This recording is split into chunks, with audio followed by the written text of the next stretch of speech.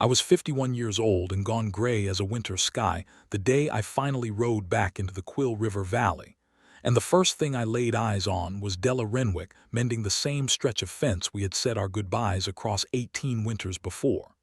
She had a stretcher of new wire in her hands and a fence pliers in her teeth, and she did not see me at first, and I had time to think, plain as a struck bell, that I had no business being there at all.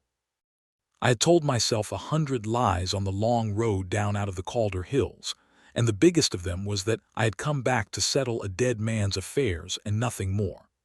Tom Eccles, who had ridden the same trails as me for the better part of 20 years, had died of a bad lung in a line shack up north, and before he went he made me promise to carry his pay and his watch back to the only kin he claimed, which was an aunt over in Harmon's Bend. That was the reason I gave the priest and the reason I gave myself. But a man does not ride 400 miles south, the wrong direction from any work, to deliver a watch he could have mailed. I came because Tom, in his last week, looked at me with those yellowed eyes and said, "You're a coward, Wade, and you've been one for 18 years, and I'm tired of watching it." Then he died and left me no way to argue. So I sat my horse at the head of the lane and watched a woman I had loved my whole life work a fence in the cold, and I was afraid the way I had never been afraid of weather or river or any wild thing on a trail. She was older. Of course she was older. So was I. Her hair, which I remembered the dark of a creek at night, had gone to iron at the temples, and she wore it pinned up under a man's hat, and she had a man's coat on over a brown work dress, and she handled the wire like a person who had done it 10,000 times and meant to do it 10,000 more. But she stood the same. That is a thing I cannot make plain to anyone who has not loved somebody across a long absence. The face changes and the hands change, but the way a person stands in the world does not, and I knew her by the set of her shoulders before I ever saw her face. I should have ridden on. I want that understood. Every honest bone I had told me to leave the watch with the aunt in town and turn north and let her go on living the life she had clearly built without me. But Tom's word was in my chest like a splinter, and so I clucked to the horse and rode down the lane at a walk slow, so she would hear me coming and not be startled, and I took my hat off when I was still a good 50 feet out, because some things a man does without deciding to. She looked up. She did not drop the pliers and run to me. I had pictured that, God help me, on 1,000 cold nights, that she would see me and her face would break open like sunrise. That is not what happened. What happened is that she went still, the way a deer goes still, every part of her listening, and then she took the pliers slowly out of her teeth and stood up straight and looked at me down the length of the fence line as though I were a wolf that had wandered up to the gate in broad day. "Wade Holloway," she said, just that. My whole name flat like she was reading it off a stone. "Della," I said. My voice came out rough. I had not used it much on the road. Tom Eccles passed, up north. I was bringing his watch down to his aunt, and the lie died in my mouth halfway out because she was looking at me and we both knew there was no watch in the world worth 400 miles. "I came to see you," I said. "I had no right, I know that." She set the pliers down on the top rail, careful, and wiped her hands on her coat, and for a long minute she did not say anything at all. The wind came down off the Calders and moved the dry grass, and somewhere a meadowlark tried out a few notes and gave up. I sat my horse and let her look at me. It seemed the least I could do, after everything, to hold still and let her see what 18 years had made of the boy who rode off and never came back. "You're gray," she said at last. "Yes. You were 19 the last time you stood at this fence." "I was. And you let me think you were dead." She said it without heat, which was worse than if she had thrown the pliers at my head. "For a while there I had the whole valley telling me to put up a stone for you in the churchyard just so I'd have a place to grieve at. I almost did it. I had the man chisel your name. Then I made him stop." She picked the pliers back up. "Get down off that horse if you're getting down. You're letting all the warm out of the morning, sitting up there like a circuit judge." That was the whole of my welcome, and it was more than I deserved, and I knew it, and I got down off the horse. I want to go back now, the way an old man's mind goes back, and tell it from the front, so that what came after makes its proper sense. Because a stranger hearing only that morning at the fence would think me the worst kind of man, the kind that uses a woman's young heart and rides off whistling, and I have been called worse and deserved some of it, but that is not the shape of the thing. The shape of the thing is sadder and more ordinary than that, and it is mostly about pride, which is the most expensive thing a poor man can own. Della and I grew up in that valley together, two creek-bottom kids with nothing. Her people had the little place out at Sparrow Creek, a quarter section of hardscrabble her father broke his back on and never made pay, and my people had even less, which was to say we had a cabin we did not own and my father's name on a debt at the store. We were of an age. We were in love by the time we were 16 in the way that you can only be in love at 16, which is to say completely and stupidly, and with no plan in the world for how to pay for it. I asked her father for her when I was 19, and the old man, who was not unkind, only worn, looked at my boots, which had no soles to speak of, and said what any father would have said. He said I was a fine boy and that he could see I loved her, but that he would not see his daughter starve in a cabin on a debt, and that if I wanted her I had better go and make myself worth marrying first. He was not wrong. That is the thing I have had 18 years to understand. The old man was not wrong, and neither was I, and we were both fools, and Della paid for all of it. There was a man up north, a cattle buyer named Sturgis, putting together a herd to drive to the rail country, and he was hearing drovers and paying a share. A man who rode the whole drive and brought his share home could buy a piece of his own and stock it, and be worth marrying inside of 2 years. That was the plan. I stood at this same fence, the wire long rusted out and replaced now 10 times over by her hands, and I told Della I would be back inside 2 years with money in my pocket and that she should wait for me, and she said she would, and she meant it, and so did I. I made it 1 year and most of a winter. The second winter on that drive was the killing one. People in the rail country still talk about it. They call it the Big Die. The snow came in October and it did not stop, and it came so deep and so long that the cattle could not paw down to grass, and they starved on their feet in the thousands. Sturgis lost his whole herd, every head, and with it went my share and every other man's, and Sturgis himself went broke and shot himself in a hotel in the spring, and the rest of us walked out of that country with nothing but the clothes that had not frozen to us, and a debt to the outfit for the horses that died under us. I was 21 years old and I had ridden off to make myself worth something, and I came down out of that winter worth less than nothing, owing money, with no more right to ask Della Renwick to be poor with me than I'd had 2 years before. And here is the pride. Here is the whole rotten heart of it. I could not bear to come home and stand at this fence and tell her I had failed. I could not bear her father's face. I could not bear, most of all, to be the thing I most feared being, which was a man who had made a woman a promise he could not keep. So I did the coward's arithmetic. I told myself she was young and fine and would do better than me. I told myself the kindest thing I could do was to vanish and let her forget me and marry some valley boy with land. I told myself I would write when I had something to show. I never had anything to show. That is the plain truth of 18 years. I drove cattle and broke horses and rode line and dug fence post and shod and branded and froze and burned across half the territories. And I was good at it. And I never once got ahead, the way a working man almost never gets ahead. And every year that I had nothing to show was another year I could not write the letter. And the longer I did not write, the more sure I became that she had married, that she had children grown by now, that a letter from a ghost would only trouble a happy house. I built that house in my mind so carefully, Della in a good kitchen, a steady man at her table, children with her dark hair, that I came to believe in it the way you believe in the back of your own hand. It was the kindest lie I ever told myself, and like most kind lies, it was a cruelty wearing a soft coat, and it cost her 18 years and damn near cost her a stone in the churchyard with my name on it. So that is the front of the thing. Now I can go on. She put me to work that first morning, which I have come to understand was her way of deciding what to do with me without having to decide. She handed me the stretcher and said the south fence had been down in 3 places since the elk came through, and that if I had ridden 400 miles to make a fool of myself, I could at least make myself useful while I did it. I worked that fence all day. She worked the other end of it. We did not talk much. But I will tell you that there is a particular peace in working a fence line toward a person, the two of you closing the gap rail by rail through a long, cold afternoon.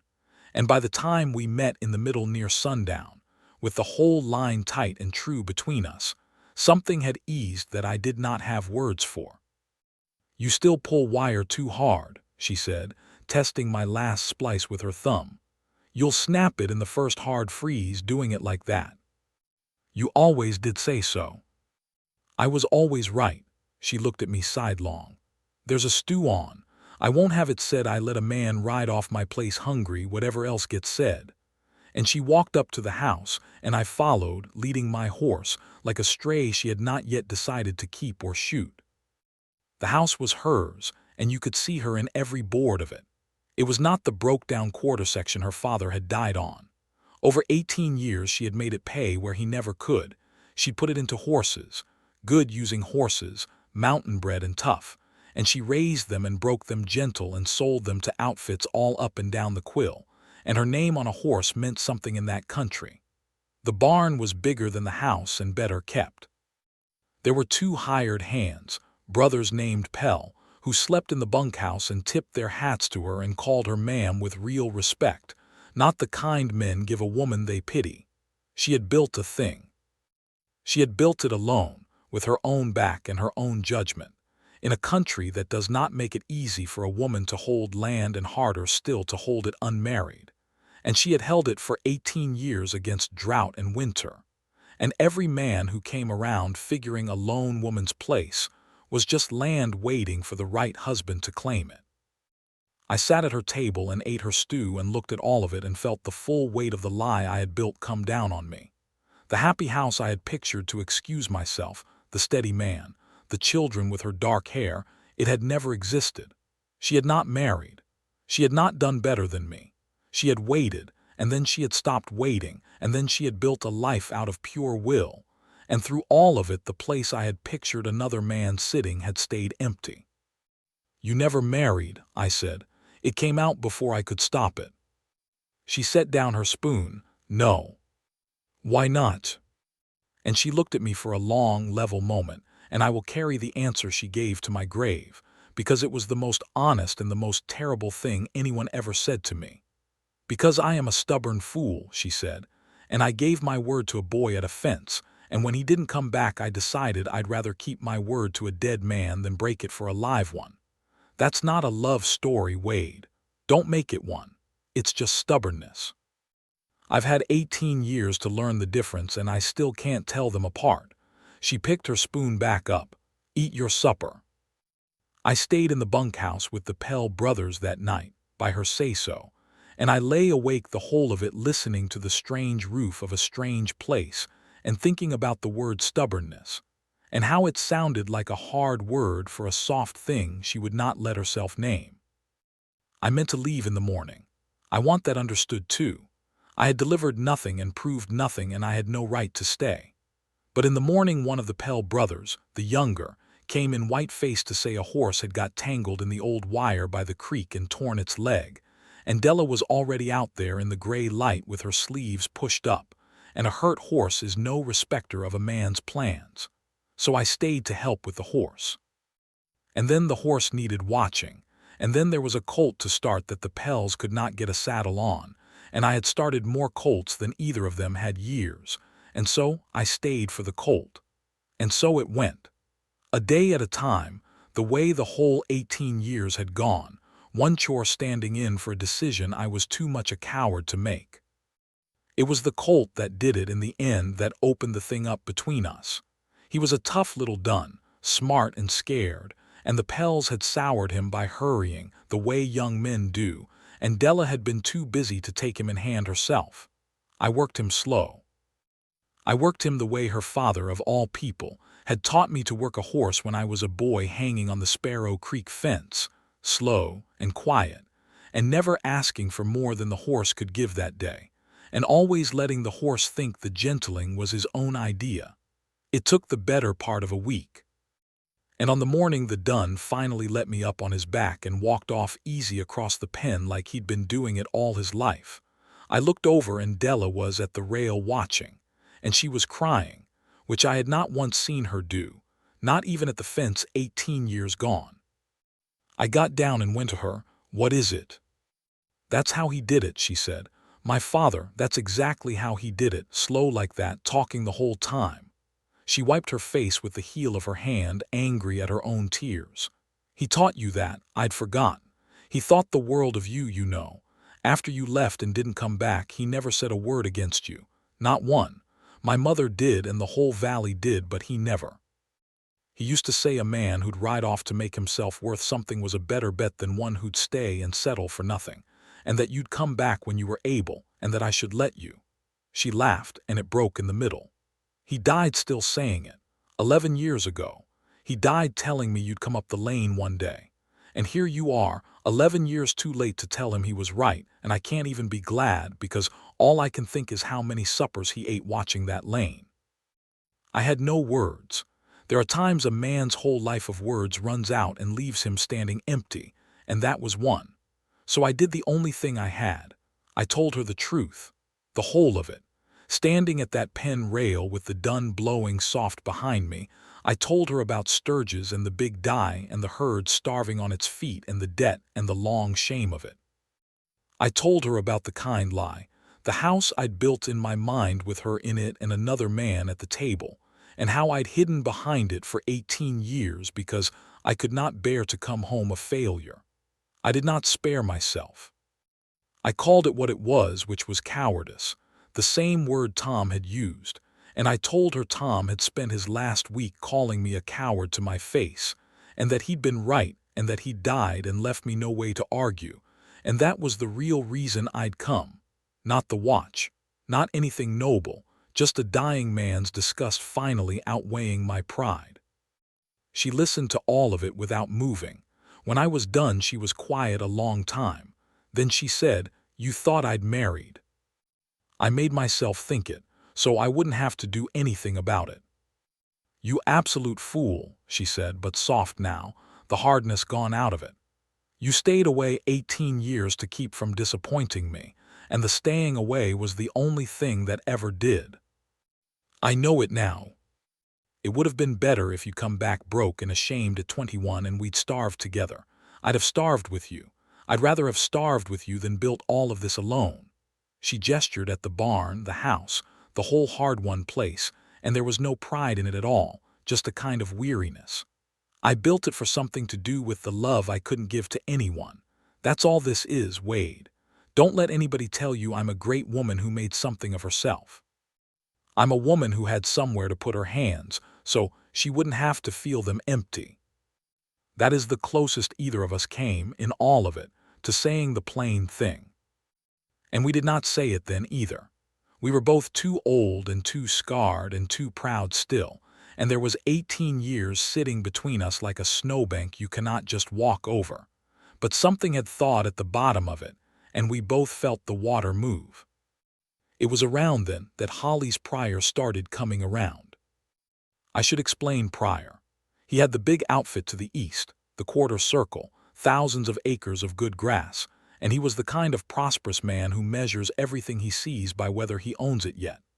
Della's place sat right across the only good water gap between his summer range and his winter range, and he had wanted Sparrow Creek for 20 years, and the only thing standing between him and it was a stubborn woman who would not sell. He'd offered to buy it half a dozen times.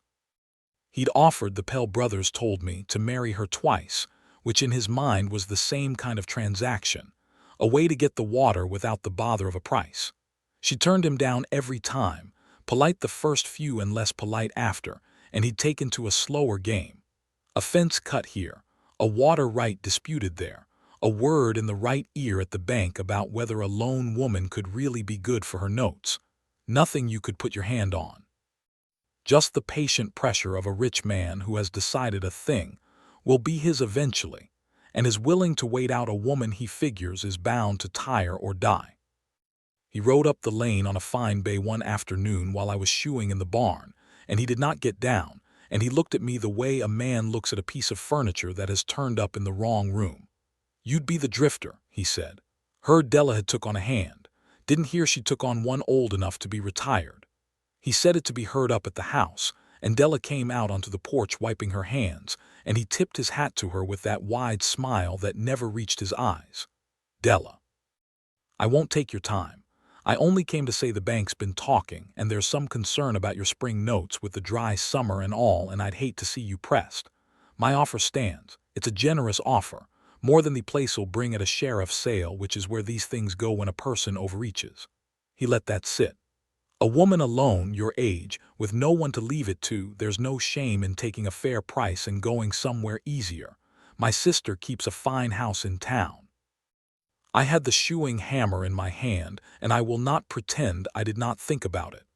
But I had learned a few things in 18 hard years, and one of them was that a man like Pryor wins the moment you give him a reason to be the reasonable one, and I was not about to hand him that. So I kept shoeing. It was Della's place and Della's fight, and the surest way to insult a woman who has held her own ground for 18 years is to step in front of her to fight a man she's been handling fine on her own. And handle him she did. "Hollies," she said, easy as anything. "You've been telling me my spring notes were going to ruin me every fall for 20 years, and every spring I pay them, and every summer you come back and tell me again.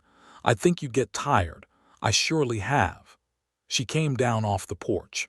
"And I do have someone to leave it to.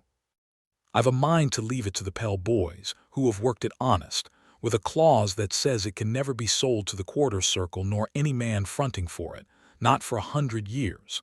I had the lawyer in Harmon's Bend write it up last week, after your man cut my south fence and let the elk in. So you can stop worrying about my old age. It's seen to. Now you're letting the warm out of my afternoon, and I've a guest to feed." She turned her back on him and walked into the house, which is the deepest cut one rancher can give another, and Pryor sat his bay a moment with his smile gone thin, and then he looked at me. "You won't be here long, old man," he said. "Her kind never keeps anything or anyone," and he rode off. That night at supper I said, "You don't need me here. You've handled him 20 years. "No," she agreed. "I don't need you. I've never needed any of you. That was never the trouble." She passed me the bread. Needing and wanting aren't the same thing, Wade. I learned that one too. Took me about as long as the other. I stayed. The thing turned in the fall, on the question of the water, and it turned because of a winter, which I have come to think is the joke God was playing all along, that the same kind of killing winter that took everything from me at 21 would, 18 years on, give it all back. The signs were there by October. The old hands read it the way old hands do, the early hard frosts, the wild things laying on fat, the geese gone south 3 weeks soon. Everybody in the Quill Valley knew a bad winter was coming, the worst since the big die, the old-timers said, and you could feel the whole country battening down. Della had a good cutting of hay in, more than she needed, because she always put up against a hard year, that being the habit of a person who has weathered hard years alone. Pryor, for all his thousands of acres, had not. He had run too many cattle on too little grass that dry summer and gone into the fall short of feed, gambling on an open winter the way prosperous men gamble, with other people's water and weather. And the only feed and the only reliable water within 40 miles, once the creeks froze and the snow buried the range, sat on a stubborn woman's quarter section at Sparrow Creek. He came to buy hay in November, when the first real storm was building blue-black over the Calders, and his smile was all gone now. He had cattle that were going to die. He offered Della a fair price for her surplus hay and her water gap through the winter, and it was the first honest offer he had ever made her, because for the first time in 20 years he needed her more than she needed him, and they both knew it. I watched her think about it. I watched her stand at her own barn door with the storm coming and the most powerful man in the country hat in hand before her, asking for the thing he had spent 20 years trying to take. And I saw exactly how easy it would have been and how sweet to turn him away, to let his cattle starve on their feet the way Sturgis's had, the way the whole frozen weight of my own ruin had, and call it justice. I would have. God forgive me, I think I would have. But Della Renwick was a better person than me. And that is the second reason I loved her my whole life, and the first reason I have spent the years since trying to be worthy of her. "I'll sell you the hay," she said. "Fair price, the one you offered, not a cent more, I'm no thief. And I'll let your cattle water at the gap, on 3 conditions." Pryor waited. "You drop the talk at the bank today, and you put it in writing that you'll never dispute my notes nor my water rights again. Second, you keep your hands off my fences, and the next time one's cut I'll know who did it, and so will the law. And third," and here she paused, and I swear there was the ghost of her 16-year-old self in her eye, the girl who'd had the whole valley wrong about her whole life. "Third, you'll stand up at the church social this spring and you'll say, in front of everybody, that you were wrong about me. That a woman alone held her ground honest for 20 years and saved your herd when she had every reason to let it freeze. You'll say it out loud. That's the price of the water, Hollies. The hay you can have for money. The water costs you your pride." He paid it. He paid all of it, because a man with 2,000 head about to die in a storm will pay anything, and because I like to think somewhere under all that prosperity there was a flicker of a man who knew he'd met his better. He dropped the bank talk. He signed the paper. And that spring at the social, read to the ears, he stood up and said it, every word, and the whole valley heard it. And Della stood at the back with her chin up, and her work-hard hands folded, and let 18 years of being whispered about settle, finally, into something like respect. But all that was spring. The winter came first, and the winter is where the last of the snowbank between us melted, and I'll tell that part plain and then I'll be done. The big storm came in the 3rd week of November, and it shut the whole valley in. The Pell brothers made it to the bunkhouse, and we got the stock under cover, and then there was nothing to do but wait it out, days of it. The snow up over the lower windows and the wind screaming down off the calders like the end of the world. And in a snowed-in house, day after day, a man and a woman who have loved each other their whole lives and lost each other to one man's pride cannot keep on calling it stubbornness forever. It was the 4th night, I think. The fire was down to coals and we were sitting either side of it, her mending and me oiling tack, the way we'd settled into without ever agreeing to, and the wind was howling, and out of nothing she said, "I kept your letters." "I never wrote you any letters." "I know," she said. "That's what I kept. 18 years of the letters you didn't write. I used to compose them in my head, falling asleep. What you'd say, where you were. I had you in the rail country and down in the desert and up in the gold camps, and once I had you dead of a fever in Mexico, and I grieved that one a whole week before I made myself stop." She bit off her thread. "I built a whole life out of letters that never came, Wade. That's a foolish thing to admit to a man. But the storms got my tongue loose, and I'm too old to be careful." I set the tack down. "I composed them too," I said. "The letters. I never wrote one because I never had the thing to put in it, the money, the place, the proof. But I wrote them in my head every winter. I'd tell you about the country and the work and how I was nearly there, nearly worth coming home, and then spring would come and I'd be just as broke, and I'd tear the letter up in my mind and start again next winter." I looked at her across the coals. "We've been writing each other letters for 18 years, Della. Just neither of us ever sent one." She was quiet. The wind filled up the silence. "I'm not worth more now than I was at 21, I said. "I want that on the table before anything else gets said. I've got a string of horses, my saddle, Tom's watch I never delivered, and about $40. That's 18 years. I came back as broke as I left, and the only thing I've got to offer you is the same thing I had at the fence, which is myself, and a man learns over 18 years that that was never worth as much as he thought." "You damned fool," she said for the second time, and now there were tears in it. "Don't you understand yet? It was always worth the most. It was the only thing I ever wanted and the only thing you wouldn't bring me. You went off to make yourself worth marrying, and you were worth marrying the whole time, standing right here at this fence at 19 with no soles on your boots. Worth was never the thing. You were the thing." She set her mending down. "I don't want your $40 or your horses.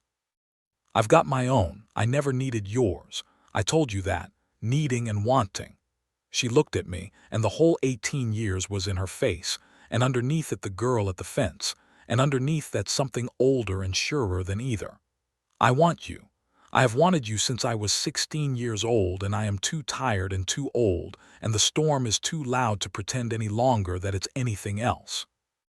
You came up the lane like my father always said you would, 11 years too late for him and 18 too late for the young people we were.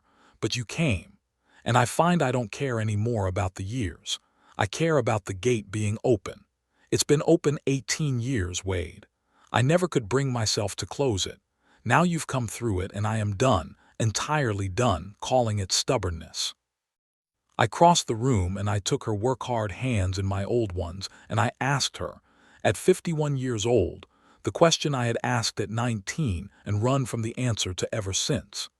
And she said yes, and she had been saying yes for 18 years to a man too proud and too far away to hear it. We were married in the spring, in the little church in Harmon's Bend, after the snow let go of the country and the Quill ran high and brown with the melt. It was no grand thing. The Pell brothers stood up with us, and the old preacher who'd nearly chiseled my name on a stone did the saying instead, with a dry humor about it. And half the valley came, the same half that had whispered about Della Renwick for 18 years, come now to see the lone woman of Sparrow Creek take a name at last, and a little ashamed of themselves, I think, the way people get when a thing they'd given up on comes true in front of them. She did not take my name in the end, though she could have. She kept Renwick, because the place was Renwick and the horses were Renwick, and 20 years of her own back had made that name mean something in that country, and I would not have had it otherwise. I took to calling the place ours, and she took to letting me, which between two stubborn people who'd lost 18 years to pride was as deep a marriage as the words at the church. I am an old man now, telling this by a fire that is hers and mine, and the dun colt I started is 20 years gone, and the Pell brothers own the place by the clause she wrote. For we never had children to leave it to, having found each other too late for that, and we made our peace with it the way we made our peace with everything in the end together, which is the only way it can be done. Pryor died respectable, and we made a kind of cold friendship of it before he went, over the water gap that joins our two outfits still. Della and I had 11 years before her heart gave out one winter morning, 11 years, the same number her father ate suppers watching the lane, and I have come to think there's a grace in that arithmetic if you look at it right.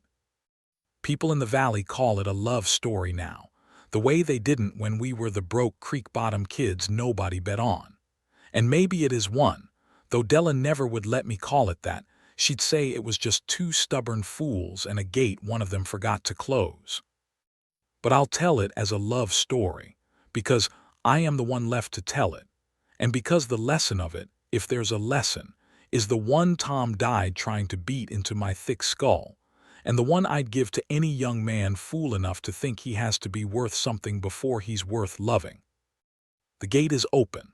It is almost always more open than your pride will let you believe. Do not ride off to make yourself worthy of a love that already found you worthy. Do not spend 18 winters writing letters you never send. Go up the lane while there's still somebody at the fence. I did not, and I got my grace at the end anyway, more than I had any right to. But I'd have traded every acre of it, and gladly, for the years a coward's pride spent away. Go up the lane. The gate is open. It was always open. It is open still.